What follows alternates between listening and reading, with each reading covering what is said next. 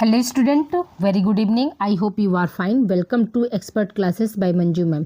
Student, आज मैं आप लोगों के लिए जो बच्चे हमारे बीए या BSc 5th semester home science paper कौन सा है आप लोगों का, फर्स्ट पेपर है। पेपर का नाम क्या है? सरफेस और ऑर्नामेंटेशन ऑफ फैब्रिक्स, जिसको हम हिंदी में क्या बोलते हैं? वस्त्रों का सतही अलंकरण बोलते हैं। स्टूडेंट, ये आपका क्या है? पेपर का नाम है। तो देखिए, कल यानी 14 जनवरी को हमने एक जो है मॉडल पेपर आप लोगों को प्रीवियस ईयर का जो है सॉल्व करा कर दिया था। आज जो है आप लोगों का मतलब 15 जनवरी है स्टूडेंट, और कल आप लोगों का पेपर है।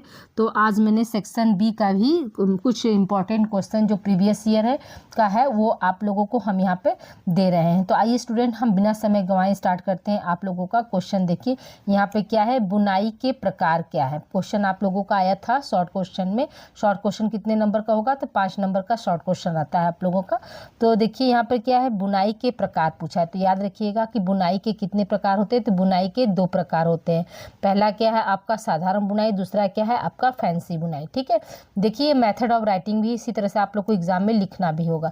तो अब आइए देखिए, हम साधारण बुनाई की बात करते हैं। तो साधारण बुनाई में क्या है? साधारण बुनाई भी क्या होती है? निम्न प्रकार की होती है। ठीक है, पहला क्या है इसमें? सादी बुनाई। दूसरा है रिब बुनाई। अब उसके हम प्रकार भी बता दे रहे हैं आप लोगों को। तीसरा है साटिन बुनाई। चौथा है सैटिंग बुनाई। पांचवा है आपका बास्केट बुनाई। छठा है ट्विल बुनाई। सातवां है हनी कॉम्ब बुनाई। और सातवां है आपका हक बैक बुनाई। ठीक है, ये क्या है? ये आपके जो है मतलब बुनाई, सादी बुनाई के प्रकार है। ये हमेशा जो है आप लोगों का कंपटीशन का एग्जाम होता है उसमें पूछा जाता है। जैसे 1 2, ठीक है, 3 4 5 6 7 और 8 तरह के जो क्या है आपके साधारण बुनाई होते हैं। ये आप नाम इसको याद रखिएगा। ठीक है, अब देखिए हम फैंसी बुनाई के बारे में बात करते हैं। तो फैंसी बुनाई में भी क्या है? तो फैंसी बुनाई के भी निम्न प्रकार होते हैं। तो पहला क्या है आपका? पाइल जो है पाइल या रोएदार बुनाई। दूसरा क्या है? चिड़िया की आंख वाली या डाबी बुनाई। ठीक है, तीसरा क्या है आपका? द्वि होगा स्टूडेंट। ठीक है, इसके देखिए थोड़ा सा मिस्टेक है, आप लोग इसको बना लीजिएगा। वस्त्र या डबल क्लॉथ बुनाई। चौथा क्या है आपका? क्रैप बुनाई। पांचवा क्या है? कार्ड राय बुनाई। और छठवां क्या है आपका? मखमली बुनाई। सातवां क्या है आपका? लिनो बुनाई। आठवां है आपका? जैकार्ड बुनाई। और नौवां क्या है? स्वीवेल बुनाई। ये क्या है? आपके बुनाई के प्रकार हैं। तो देखिए सबसे पहले हम समझते हैं कि बुनाई क्या है। तो आपको पूछा क्या? बुनाई के प्रकार बताइए। ठीक है, तो ये बुनाई के प्रकार में आप याद रखिएगा कि क्या होगा? बुनाई के 2 प्रकार होते हैं, साधारण बुनाई और फैंसी बुनाई। इन सब का सिर्फ आप नाम लिख देंगे तो इतने में ही आप लोगों को क्या है 5 नंबर मिल जाएगा। अब आइए देखते हैं हम दूसरा प्रश्न क्या है? कैलेंडरिंग क्या है? ठीक है, कैलेंडरिंग से आप क्या समझते हैं? तो सबसे पहले आप जानिए कि जो कैलेंडरिंग है वो क्या है? एक तरह की परिसज्जा होती है। ठीक है, यानी कपड़ों को मतलब सजाने के लिए। परिसज्जा मतलब उनका भी जो है रूप परिवर्तन करना। यहाँ देखिए कैलेंडरिंग, या उसी को हम हिंदी में क्या बोलते हैं? चिकनापन लाना। देखिए कपड़ा, देखिए हम कपड़े को टच करते हैं तो बहुत से कपड़े क्या होते हैं वो बिल्कुल मतलब स्लिप कर जाते हैं, चिकनाहट ज़्यादा होती है। तो वही चीज़ें आप कैलेंडरिंग मतलब या क्या होता है उसको हम क्या कहते हैं? चिकनापन लाना। ठीक है, फिर क्या है? एक यांत्रिक परिसज्जा के ही प्रकार है। ठीक है, कैलेंडरिंग जो है वो क्या है? यांत्रिक परिसज्जा क्या ही क्या है? प्रकार होता है। कैलेंडरिंग प्रक्रिया क्या है? इस्त्री करने का ही एक व्यापक रूप है। कैलेंडरिंग प्रक्रिया क्या होती है? हम इस्त्री का मतलब क्या हुआ? प्रेस करना।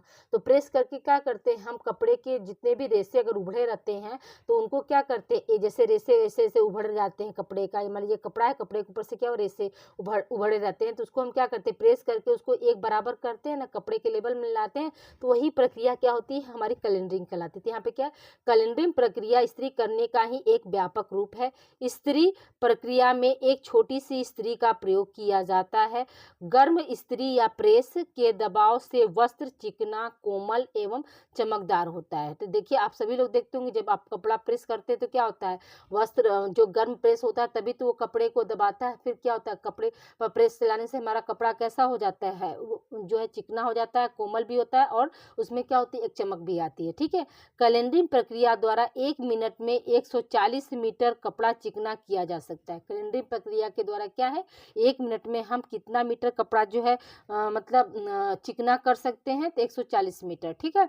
वस्त्र को अधिक चिकना एवं चमकदार बनाने के लिए साइजिंग की जाती है। साइजिंग करके फिर कलरिंग की जाती है। यानी अगर आपको और अधिक फिनिशिंग चाहिए, कपड़े में चमक चाहिए, तो उसमें क्या करना है, कलरिंग से पहले क्या करते हैं, साइजिंग करते हैं, उसके बाद क्या करते हैं, उसके बाद जो है कलरिंग की जाती है। ठीक है। साइजिंग के लिए माड़ या गोंद का प्रयोग किया जाता है। साइजिंग के लिए क्या किया जाता है, किस एलिमेंट्स का प्रयोग किया जाता है, तो याद रखिएगा कि माड़ या फिर गोंद का जो है प्रयोग किया जाता है। कलरिंग प्रक्रिया में वस्त्र की स्टील के भीतर रोलर्स के बीच से होकर गुजारा जाता है। कलरिंग प्रक्रिया में क्या होता है, वस्त्र को क्या है, स्टील के दो जैसे रोलर्स लगे होते हैं, उनके बीच से कपड़े को क्या करते हैं, गुजारा जाता है या भेजा जाता है। ठीक है। यह रोलर्स गर्म होते हैं। वो रोलर्स कैसे होते हैं, बहुत ज़्यादा गर्म होते हैं। गर्म रोलरों के बीच से जब वस्त्र को गुजारा जाता है, यहाँ पर गुजारा बना लीजिएगा। ठीक है। गुजारा जाता है तो वह दबकर चिकने, चपटे, चमकदार एवं कोमल हो जाते हैं। तो यह क्या है, दब के जो है चिकने, चपटे, कोमल हो जाएंगे। ठीक है। फिर क्या है आपका, वस्त्र के बीच बीच में, ठीक है, वस्त्र के बीच बीच में उपस्थित छिद्र जो होते हैं वो भर जाते हैं और वस्त्र की रचना जो है सघन हो जाती है। ठीक है। तो याद रखिएगा कि कलरिंग प्रक्रिया कैसी प्रक्रिया है या कैसी परिसज्जा है, तो हम क्या बताएंगे कि जो है कलरिंग जो परिसज्जा है वो क्या है, यांत्रिक परिसज्जा क्या होती है। इसमें क्या होता है, इसमें कपड़े को हम इस्त्री करते हैं, यानी प्रेस करके उस कपड़े में क्या करते हैं, चिकनापन लाते हैं, कोमलता लाते हैं, शाइनिंग लाते हैं। कलरिंग कलरिंग करने से पहले क्या है, साइजिंग किया जाता है। साइजिंग के लिए क्या जरूरी होता है, तो अभी आप लोगों को हमने बताया कि साइजिंग के लिए क्या जरूरी होता है, माड़ या गोंद की जरूरत पड़ती है। ठीक है। माड़ या क्या है, गोंद की जरूरत पड़ती है। ठीक है। अब आइए अगले प्रश्न की ओर देखते हैं। अगला प्रश्न हमारा क्या कह रहा है कि किसी एक रासायनिक परिसज्जा के विषय में लिखिए। ठीक है। परिसज्जा जो है कितनी तरह की होती है स्टूडेंट, याद रखिएगा कि परिसज्जा जो होती है 2 तरह की होती है। एक आपकी होती है यांत्रिक परिसज्जा। ठीक है। एक क्या होती है, एक आपका यांत्रिक परिसज्जा होती है और दूसरा क्या होता है आपका रासायनिक परिसज्जा। दूसरा क्या है स्टूडेंट, रासायनिक परिसज्जा होती है। ये 2 तरह की परिसज्जाएं होती हैं, तो इसको आप लोग याद रखिएगा। फिर देखिए, तो अब यहाँ पर क्या पूछ रहा है कि किसी एक रासायनिक परिसज्जा के बारे में हमको लिखना है। तो सबसे पहले हम समझते हैं कि रासायनिक परिसज्जा होती क्या है। तो देखिए, रासायनिक परिसज्जा यानी केमिकल्स के द्वारा जो है कि कपड़े पर चमक लाना, वही क्या है, हमारी रासायनिक परिसज्जा होती है। तो देखिए, रासायनिक परिसज्जा भी निम्न प्रकार की होती है। पहला क्या है, मर्सराइजेशन। दूसरा क्या है आपका सिलवट रोधी परिसज्जा। तीसरा क्या है, जल अभेद। देखिए, अभेद ऐसे लिखा है स्टूडेंट। ठीक है, अभेद्य। ठीक है, अभेद्य परिसज्जा ये बना लीजिएगा, अभेद्य को। ठीक है। और चौथा क्या है, अग्नि अभेद्य परिसज्जा, वही यही वाला यहाँ पर भी सही होगा। फिर क्या, पांचवा क्या है, विरंजन है। विरंजन को हम क्या बोलते हैं, ब्लीचिंग करना। सातवां क्या है, छठवां क्या है, कीट रोधी परिसज्जा। सातवां क्या है, फफूंदी अवरोधन। आठवां है आपका वजन बढ़ाना। ठीक है। नवां है आपका स्थिर विद्युत अवरोधक। 10वां है आपका अवशोषण क्षमता परिसज्जा। 11वां एंटीसेप्टिक परिसज्जा। 12वां है मिट्टी एवं दाग धब्बों के प्रति अवरोधकता। 13वां है बैक्टीरिया अवरोध परिसज्जा। 14वां है सिकुड़न रोधी परिसज्जा। ये आपकी क्या है, परिसज्जा के नाम है। तो अब इतने 14 क्या थे, ये आपके रासायनिक परिसज्जा के अंतर्गत सब आते हैं। अब इसमें से क्या, किसी एक के बारे में हम डिटेल में लिख सकते हैं। तो आपको जो भी मतलब इसमें से पॉइंट अगर आपको आसान लगे तो आप उसको लिख सकते हैं, लेकिन हमने यहाँ पर क्या है आपको कीट रोधी परिसज्जा के बारे में हम यहाँ बताए हैं, तो आप चाहे तो इसी को भी आप ऐड कर सकते हैं। इतने मतलब जो 14 हैं वो क्या रासायनिक परिसज्जा के प्रकार हैं, लेकिन उन 14 में एक परिसज्जा में किसी एक परिसज्जा के बारे में को लिखना है, तो हम कीट रोधी परिसज्जा को हम यहाँ पर शामिल किए। तो देखिए यहाँ पे क्या है, ऊन तथा ऊनी रेशों से निर्मित वस्त्र पर कीड़े क्या है शीघ्रता से आक्रमण करते हैं और उन्हें क्या है नष्ट कर डालते हैं। इस प्रकार कीमती वस्त्र जैसे कालीन हुआ, स्वेटर हुआ, ऊनी चादरें हुई, शॉल हुआ, कार्डिगन हुआ, दरी हुआ आदि पर क्या है कीड़े के चपेट में आकर नष्ट हो जाता है। ये जितने भी होते हैं वो क्या है कीड़े के चपेट में आकर क्या हो जाते हैं, नष्ट हो जाते हैं। फिर क्या है आपका देखिए, कीड़ों से कीड़ों से कहीं ज़्यादा नुकसान जो है लार्वे पहुंचाते हैं। लार्वे ऊनी रेशों को शीघ्रता से नष्ट कर डालते हैं, अतः ऊनी वस्त्र पर कीटरोधी परिसज्जा दी जाती है। गर्म, नमी युक्त एवं अंधेरे जगह में कीड़े अधिक पनपते हैं और सक्रिय हो जाते हैं, अतः सोफे के गद्दे के नीचे, बंद अलमारी, बक्से, कालीन के नीचे की सफाई पर विशेष जो है ध्यान देना आवश्यक होता है। ठीक है। और तेज धूप में कीड़े तथा लार्वा को क्या होते हैं, वो सब मर जाते हैं। अतः ऊनी वस्त्र को क्या करना चाहिए, समय समय पर धूप दिखाते रहना चाहिए। कीटरोधी परिसज्जा देने के लिए कुछ विषैले होगा स्टूडेंट, देखिए यहाँ पे ये थोड़ा सा टाइपिंग मिस्टेक हो गया, ऐसे लिखाएगा आपका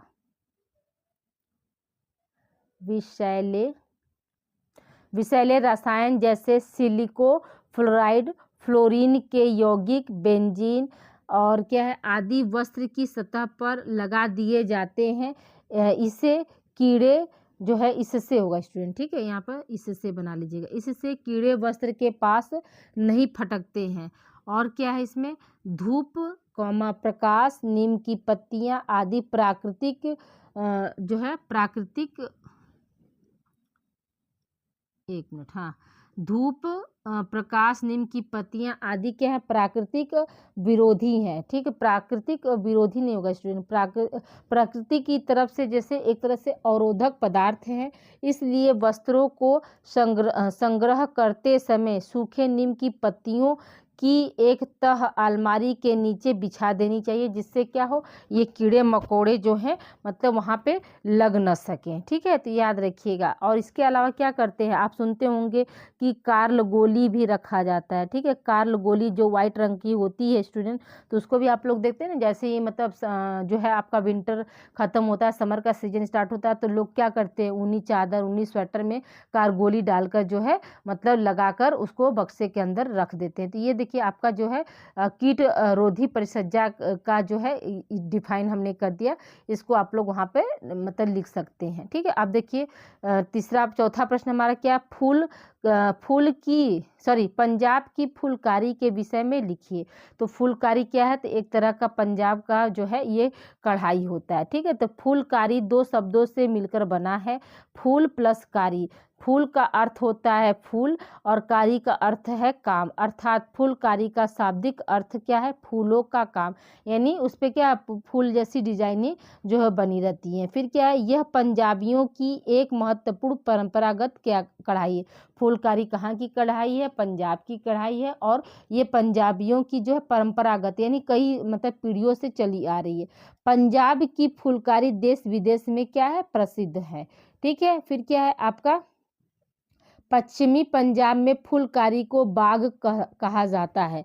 बाग फुलकारी का ही एक विस्तृत रूप है। इसमें पूरे वस्त्र पर फुलकारी की जाती है, जिससे संपूर्ण वस्त्र एक बाग की तरह प्रतीत होने लगता है। ठीक है, संपूर्ण वस्त्र क्या है, एक बाग की तरह जो है प्रतीत होना का मतलब क्या हुआ कि दिखाई देने लगता है। ठीक है, फिर आगे देखते हैं हम फुलकारी की कला। एक मिनट, हाँ देखिए, फुलकारी कला पर अगर हम दृष्टि करें तो यह पता चलता है कि इसका उद्गमन फारसी कला से हुआ है। फारसी में इसे गुलकारी कहा जाता है। गुलकारी का शाब्दिक अर्थ फूलों का काम है। ठीक है, ये इन्वर्टेड कामा में रहेगा, फूलों का काम है, काम ही होता है। ठीक है, काम ही होता है, क्योंकि फारसी में गुल को फूल कहा जाता है। फारसी में क्या है, गुल को फूल कहा जाता है, अतः पंजाब की फुलकारी गुलकारी से मिलती जुलती है। फुलकारी का काम, ठीक है, फुलकारी का काम साधारण खद्दर के वस्त्र पर किया जाता है। सिल्क के धागों से इस पर ज्यामितीय नमूने बनाए जाते हैं। इसमें सीधी, तिरछी, आड़ी, चौकोर और त्रिकोण रेखाओं का उपयोग किया जाता है। फुलकारी ठीक है। फुलकारी कढ़ाई में प्राकृतिक नमूनों का प्रयोग किया जाता है, जैसे क्या है आपका चांद हुआ, सूरज हुआ, बनफूल हुआ, सागर हुआ, झरना, सागर तरंगे, झरना, झील, ये सब क्या सब आपके प्राकृतिक नमूने थे। इन सब का क्या होता है फुलकारी में जो है प्रयोग किया जाता है। अब देखिए हम बात करते हैं फुलकारी के प्रकार। फुलकारी के कितने प्रकार होते हैं?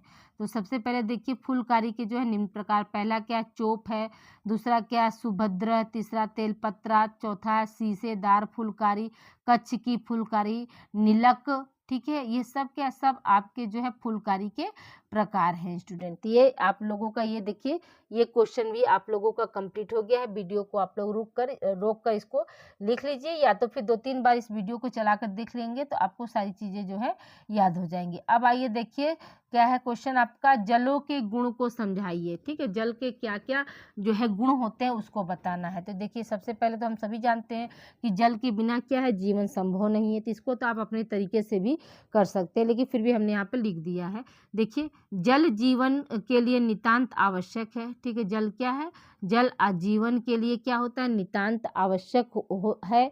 मनुष्य की दूसरी आवश्यक आवश्यकता जल है। जल्द नहीं होगा स्टूडेंट, जल ही है। ठीक है, जल ही है। इसके बिना अधिक दिनों तक जीवित रहने की कल्पना भी नहीं की जा सकती है। हालांकि भोजन के बिना कुछ दिनों एवं कुछ माह तक जीवित रहा जा सकता है, परंतु याद रखिएगा, परंतु जल के बिना 2 से 3 सप्ताह भी जीना क्या है मुश्किल हो जाता है। ठीक है, जल के अनेक उपयोग हैं। कौन कौन से उपयोग हैं? पहला क्या है, नहाने के लिए, कपड़ा धोने के लिए, खाना पकाने के लिए, कृषि कार्य करने के लिए, पीने के लिए इत्यादि क्या है जल जो है उपयोगी होता है। फिर क्या है, जल सर्वाधिक शक्तिशाली घोलक है, इसलिए इसे सर्वाधिक महत्वपूर्ण स्वच्छक साधन भी कहा जा सकता है। ठीक है, तो जल के बारे में और भी आप अपने से जोड़कर बना सकते हैं स्टूडेंट। ये जितने पॉइंट दिया, नहाना, कपड़ा धोना, ये सब आप हेडिंग डाल कर उसमें आप ऐड कर सकते हैं। ठीक है, अब आइए देखिए हम अगले प्रश्न की ओर चलते हैं स्टूडेंट। अगला प्रश्न क्या है, बांधनी से आप क्या समझते हैं, इसकी विधियों को बताइए। देखिए लॉन्ग क्वेश्चन में आप लोगों को पूछा गया है पिछले साल लास्ट ईयर कि बांधनी से आप क्या समझते हैं, इसकी विधियों को आप बताइए। तो देखिए प्राचीन समय में ही बांधनी की साड़ियाँ, चुंदरी, ओढ़नी, चादरें आदि जो है काफ़ी प्रसिद्ध थी। बांधनी का कार्य मुख्यतः गुजरात, राजस्थान, काठियावाड़ और सिंध में होता है। बांधनी जो है वो कहाँ पर होता है स्टूडेंट? याद रखिएगा कि बांधनी जो है मुख्य रूप से जो है गुजरात में चलता है। गुजरात की कढ़ाई है या साड़ी या कपड़ा कह सकते हैं, काठियावाड़ और सिंध में होता है। राजस्थान की बांधनी की साड़ियाँ एवं चुनरी बहुत ज़्यादा प्रसिद्ध हैं। ठीक है, बहुत ही लोकप्रिय और प्रसिद्ध है। इसकी प्रसिद्धि विश्व के दूर दूर देशों में फैली हुई थी। बांधनी की साड़ियाँ शादी विवाह के अवसरों पर अत्यधिक उल्लास एवं उत्साह के साथ पहना जाता है। बांधनी में पटोला की तरह ही रंग बिरंगे चटकीले रंगों से युक्त नमूने बनाए जाते हैं, परंतु इन दोनों में अंतर सिर्फ इतना ही है कि बांधनी में सूत को न रंग कर तैयार वस्त्र को रंगा जाता है, जबकि पटोला में वस्त्र बनने से पहले जिन धागों से वस्त्र बनाते हैं उन्हें ही नमूने के अनुसार विभिन्न रंगों से क्या किया जाता है रंगा जाता है। तो याद रखिएगा कि जो बांधनी है वो क्या है, उसमें क्या है सूत को न रंग के क्या करते हैं कपड़े को ही रंग दिया जाता है। लेकिन जो पटोला है उसमें क्या करते हैं, उसमें जो भी धागे का हम प्रयोग करते हैं कपड़ा बनाने के लिए, सॉरी धागा नहीं कपड़ा बनाने के लिए, तो उसी को क्या करते हैं, उसी को हम नमूने के अनुसार रंग लेते हैं। बंधेज या बांधनी, ठीक है, बांधनी को हम क्या बोलते हैं, बांधनी को हम बंधेज भी कहते हैं। ठीक है, तो बंधेज या बांधनी प्रक्रिया 4 चरणों में संपन्न होती है। यह निम्न प्रकार के हैं। पहला क्या है आपका लिखाई, ठीक है, पहला क्या है लिखाई, दूसरा बंधाई, तीसरा टिपाई और चौथा क्या है रंगाई। तो अब आइए देखिए एक एक को हम लोग देख लेते हैं सविस्तार से कि एक उसमें क्या क्या है। तो पहला देखिए आपका क्या है लिखाई। ठीक है, तो लिखाई, तो यहाँ पर देखिए क्या है कि इस प्रक्रिया में सबसे पहले वस्त्र के 2 4 या 6 भाग में मोड़कर नमूने बना लिए जाते हैं। अत्यधिक मोटे कपड़े को 2 भागों में मोड़ा जाता है अथवा इन्हें एकहरा ही रहने दिया जाता है। ठीक है, फिर क्या है, नमूने को कच्ची पेंसिल या रंग से चिन्हित कर लिया जाता है। नमूने को कच्ची पेंसिल से चिन्हित करना ही क्या कहलाती है, लिखाई कहलाती है। ठीक है, तो नमूने को हम क्या करते हैं, कच्ची पेंसिल या रंग से चिन्हित कर लेते हैं या डिजाइन कर लेते हैं, और नमूने की कच्ची पेंसिल से ही चिन्हित करना ही क्या कहलाता है, आपकी लिखाई कहलाती है। ठीक है, तो लिखाई क्या है, आपका जो लिखाई है वो बंधेज या बांधनी का पहला चरण हो गया। ठीक, अब दूसरे चरण की बात हम करते हैं। दूसरे चरण में क्या है, आपका बंधाई है। ठीक है, तो बंधाई में क्या है, लिखाई प्रक्रिया के बाद बंधाई का कार्य जो है किया जाता है। इसमें नमूने को बाएं हाथ की चुटकी से पकड़कर दाएं हाथ से नमूने को कसकर धागे से बांधा जाता है ताकि रंगाई करते समय इनमें रंग प्रवेश नहीं कर सके।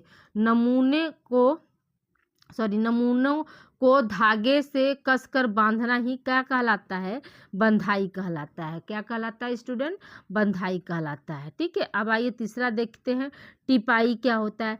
तो टिपाई प्रक्रिया में बूंदों पर रुई को रंग में डुबोकर रंग लगाया जाता है और बूंदें जो है बनाई जाती हैं। जैसे मान लीजिए ये रंग हो गया, तो अब क्या है, जैसे अब ये हम क्या करें, डॉट डॉट डॉट डॉट ऐसे डालें तो रुई जैसा वो करके, तो फिर क्या करते हैं, इस पे इसको कहते हैं टीपना। ठीक है, अब आइए देखिए रंगाई, चौथा क्या है चरण आपका, रंगाई।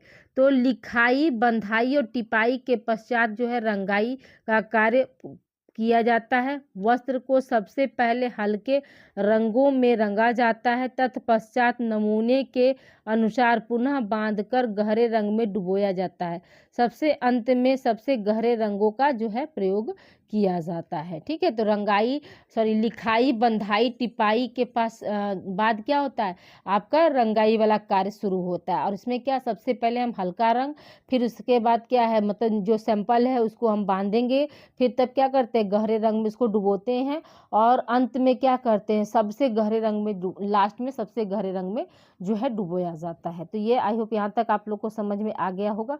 तो देखिए स्टूडेंट, ये आज आप लोगों का जो है इम्पोर्टेंट, जो है पिछले साल का जो क्वेश्चन था उसका शॉर्ट क्वेश्चन को भी हमने यहाँ पर दे दिया और एक लॉन्ग क्वेश्चन भी आप लोग को दे दिया है।